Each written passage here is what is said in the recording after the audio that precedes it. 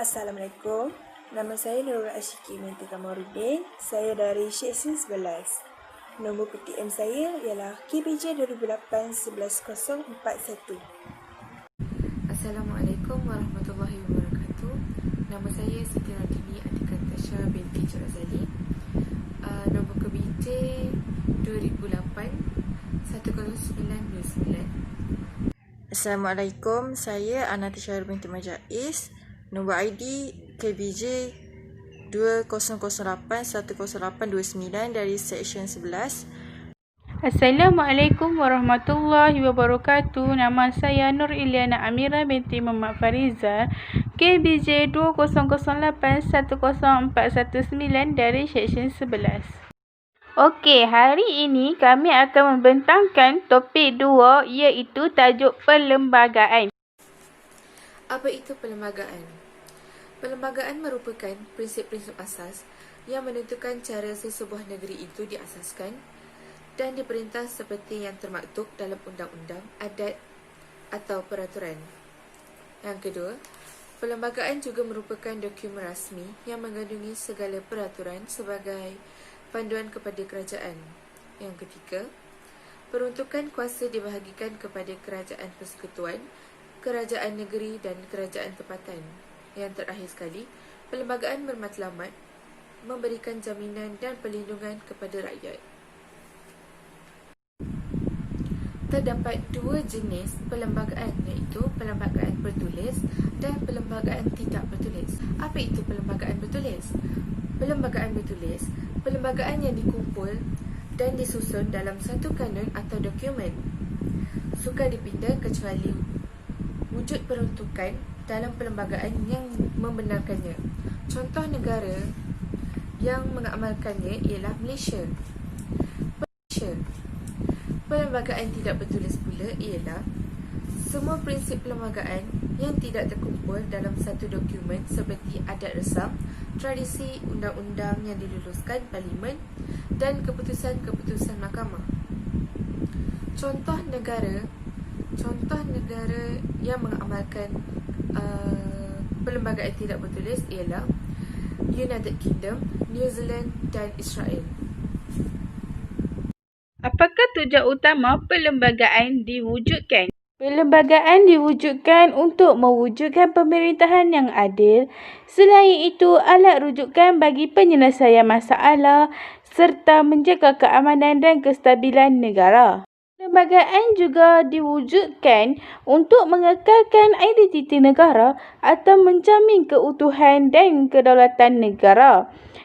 Akhir sekali, mengelakkan penyalahgunaan kuasa serta mengawal pergerakan kerajaan dan rakyat. Perlembagaan sangat unik kerana apa? Kerana perlembagaan dapat menjamin keamanan, perpaduan, kestabilan politik dan kestabilan sosial di negara kita. Seterusnya, kesan jika negara kita tidak ada perlembagaan. Yang pertama, keadaan negara akan berada dalam keadaan huru-hara. Yang kedua, pemimpin tidak akan dihormati oleh rakyat. Yang ketiga, gejala sosial akan berlaku di merata-rata tempat. Yang keempat, akan menjadikan rusuhan kaum yang tidak ingin di negara kita ini. Yang kelima, negara tidak akan dapat mentadbir dengan senang. Yang terakhir, rakyat terpaksa hidup dalam keadaan ketakutan dan kebimbangan.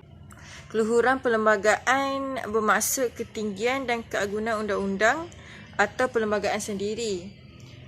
Keluhuran perlembagaan Malaysia terletak kepada kedudukannya sebagai undang-undang tertinggi yang menjadi sumber dan punca kepada semua undang-undang. Kuasa perlembagaan mengatasi kuasa parlimen, kuasa jemaah menteri atau kabinet dan akhir sekali kuasa mahkamah. Apa peruntukan utama perlembagaan? Peruntukan yang pertama ialah bahasa Melayu, agama Islam, kedudukan istimewa orang Melayu, kewarganegaraan, hak bebas asasi dan kedudukan istimewa Bumiputera Sabah dan Sarawak. Okey, kedudukan bahasa Melayu ni merupakan bahasa kebangsaan. Bahasa Melayu telah menjadi bahasa perantaraan lingua franca sejak abad ke-15 dengan wujudnya Kesultanan Melayu Melaka. Okey. Lepas tu dia termaktub dalam perkara 152.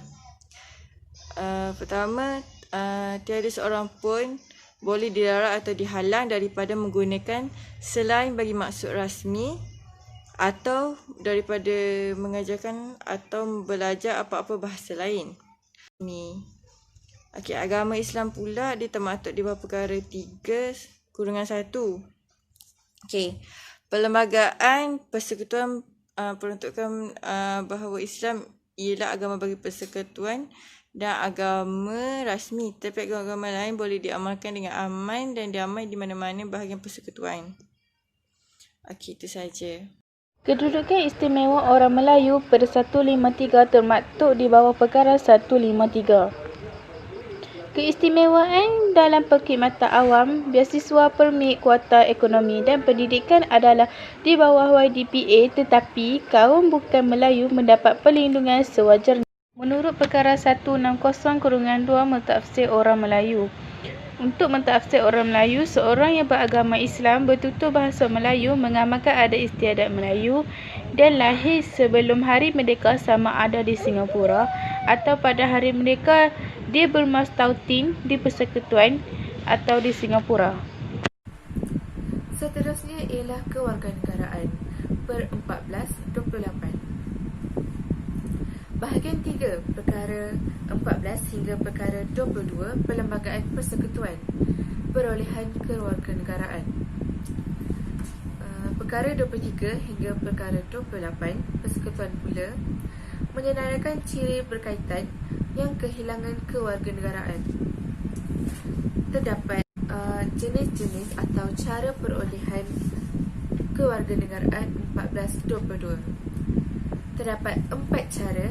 Cara yang pertama ialah kuat kuasa undang-undang, pendaftaran atau permohonan. Yang ketiga ialah penggabungan wilayah. Yang keempat ialah naturalisasi atau masukan. Kuat kuasa undang-undang, individu yang dilahirkan sebelum Hari Malaysia dan telah menjadi warga negara Persekutuan secara automatiknya akan menjadi warga negara Malaysia. Individu yang dilahirkan sebelum dan selepas Hari Malaysia akan menjadi warga negara atas peruntukan kelayakan yang telah ditetapkan. Pendaftaran ada 4. First, isteri atau anak warga negara. Yang kedua, seseorang yang berumur kurang daripada 21 tahun. Yang ketiga, seseorang yang berumur 18 tahun dan lebih dari tarikh lahir di Persekutuan sebelum Hari Merdeka. Yang keempat, seseorang yang berumur 18 tahun dan menetap di Sabah dan Sarawak pada Hari Malaysia. Naturalisasi atau masukan, individu tersebut telah menetap di Persekutuan Malaysia 10 daripada 12 tahun sebelum tarikh permohonan. Yang kedua, berniat menjadi pemastutin tetap Persekutuan Malaysia, tingkah laku yang baik, berpengetahuan dalam bahasa Melayu. Penggabungan wilayah, mereka yang jadi warga negara Malaysia secara begini selalunya datang dari penduduk Sabah, Sarawak, Singapura, United Kingdom dan tanah jajahannya yang menetap sebagai pemastutin di Sabah dan Sarawak.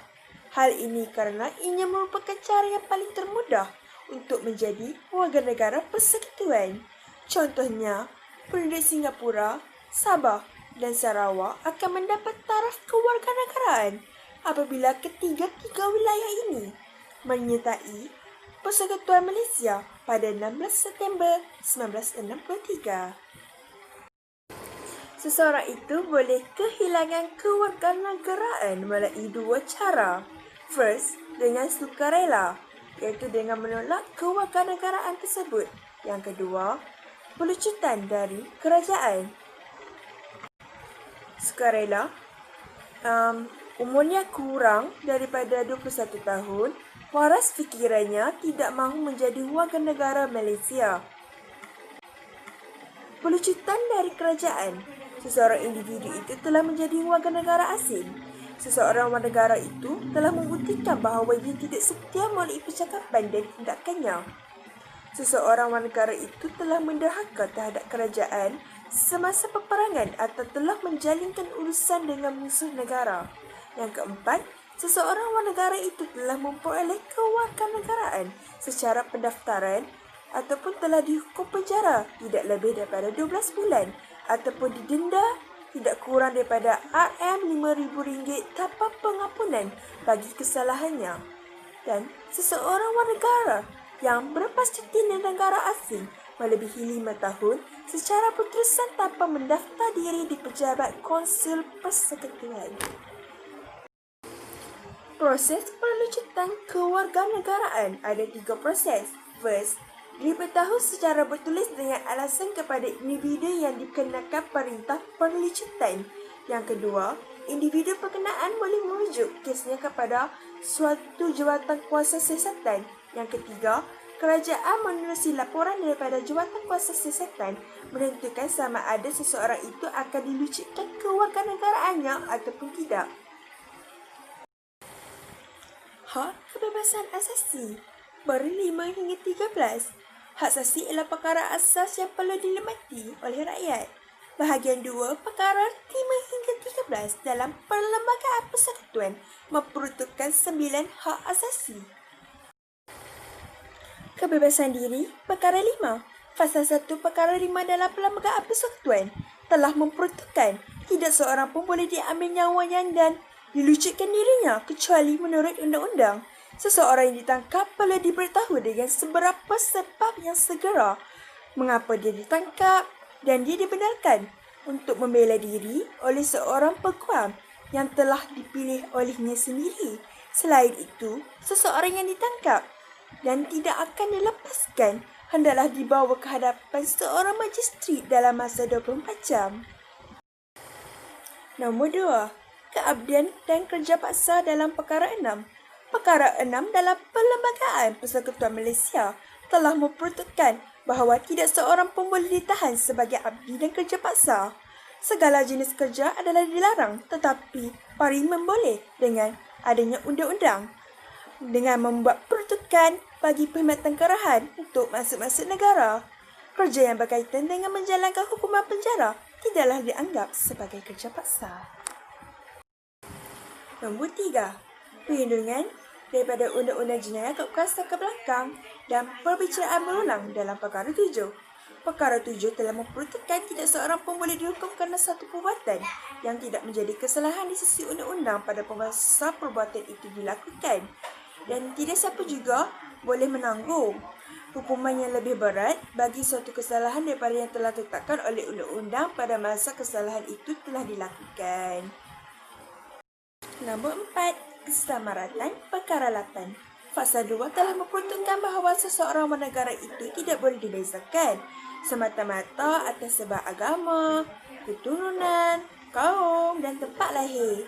Walau bagaimanapun, pengecualian terdapat dalam perkara 153 yang memperuntukkan layanan istimewa bagi orang Melayu dan Bumi Putera yang lain seperti Sabah dan Sarawak dalam beberapa lapangan seperti pemegang jawatan-jawatan dalam perkhidmatan awam, pemberian permit serta lesen. Nombor 5. Larangan buang negeri dan kebebasan bergerak dalam perkara 9. Perkara 9 dalam Perlembagaan Persekutuan Malaysia telah memperuntukkan bahawa tiada seorang pun warga negara yang boleh dibuang negeri atau ditahan daripada masuk ke dalam persekutuan. Setiap warga negara itu dia berhak bergerak dengan bebasnya dan bermasjidin di mana-mana bahagian persekutuan. Walau bagaimanapun, hal ini telah tertakluk kepada undang-undang yang berkaitan dengan keselamatan persekutuan dan undang-undang immigration yang berkaitan dengan Sabah dan Sarawak. Nombor 6. Kebebasan bercakap, berhimpun dan menubuhkan persatuan dalam perkara 10. Perkara 10 dalam Perlembagaan Persekutuan Malaysia telah memperuntukkan kebebasan kepada warga negara untuk bercakap, berhimpun dan menubuhkan persatuan Namun demikian, Parlimen boleh mengenakan sekatan yang tertentu bagi kepentingan keselamatan, ketenteraman awam dan moral. Hal ini kerana ia merupakan salah satu kesalahan untuk menyoal perkara-perkara yang sensitif seperti hak-hak keistimewaan orang Melayu dan penggunaan bahasa Melayu sebagai bahasa rasmi. Nombor 7.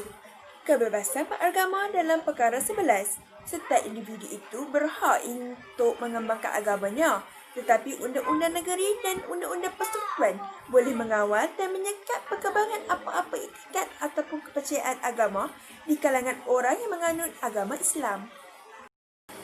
Nombor 8. Hak terhadap pendidikan dalam perkara 12. Perkara 12 dalam Perlembagaan Persekutuan Malaysia telah menyatakan tentang hak mengenai pelajaran. Tidak terdapat sebarang perbezaan terhadap mana-mana warga negara semata-mata kerana agama, kaum, keturunan dan tempat lahir untuk mendapatkan pendidikan. Nombor 9. Hak terhadap harta dalam perkara 13. Perkara 13 dalam Perlembagaan Persekutuan Malaysia telah memperuntukkan tiada seorang pun yang boleh dilucutkan hartanya kecuali menurut undang-undang. Undang-undang juga tidak boleh membuat peruntukan untuk mengambil ataupun menggunakan harta dengan paksa tanpa papasan yang mencukupi. Sekatan-sekatan terhadap kebebasan hak asasi. 1. Kerajaan berkuasa untuk menahan dan menghukum sesiapa yang mengancam keselamatan negara. Undang-undang subversif. Kedua, kerajaan berkuasa untuk mengenakan perintah berkurung dan menembak serta membunuh sesiapa yang mengingkari undang-undang darurat tanpa pembicaraan. Undang-undang darurat.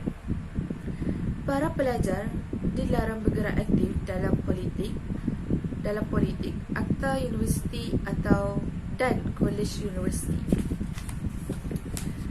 Yang keempat, badan-badan penerbitan dan media elektronik tiada kebebasan untuk membangkitkan isu-isu sensitif yang boleh mengancam keselamatan negara.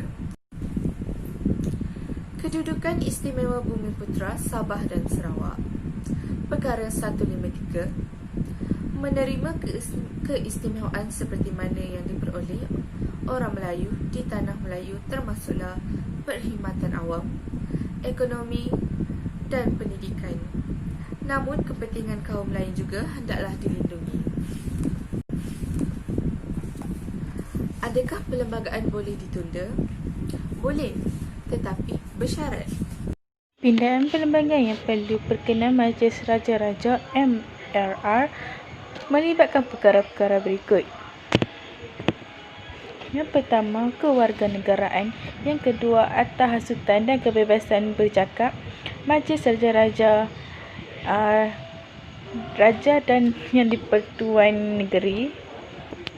Seterusnya, bahasa kebahasaan, kedudukan istimewa orang Melayu, kedudukan istimewa Bumiputera Sabah dan Sarawak, hak yang sah bagi kaum-kaum lain, dan akhir sekali, kuasa perundangan Majlis Raja-Raja. Pindaan perlembagaan negeri perlu perkenan yang di-Pertua Sabah dan Sarawak melibatkan perkara-perkara seperti berikut. 1. Kuasa Dewan Undangan Negeri Sabah dan Sarawak. 2. Agama, bahasa dan hak istimewa kaum Bumiputera Sabah dan Sarawak. Kuasa dan struktur Mahkamah Tinggi Borneo.